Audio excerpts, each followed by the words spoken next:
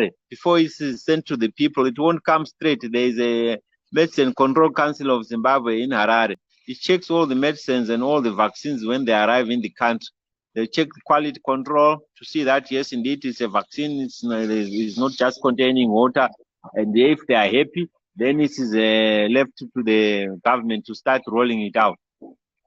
So now, according to the way you are looking at the whole thing, who's going to be first on the line?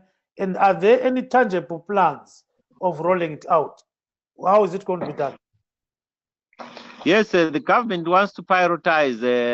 Obviously, the vaccines are not enough for everyone.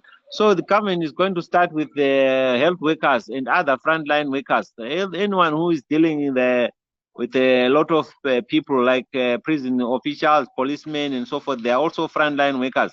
Then the next group of people will be the elderly, and the third group will be people with comorbidities like hypertension, diabetes, HIV, and so forth. And the government is going to have this phased approach to vaccinating these groups. And then the last group will be the rest of the population. So when it comes, the government has already started checking the numbers of the health workers across the country. So in preparation for next week's inoculations.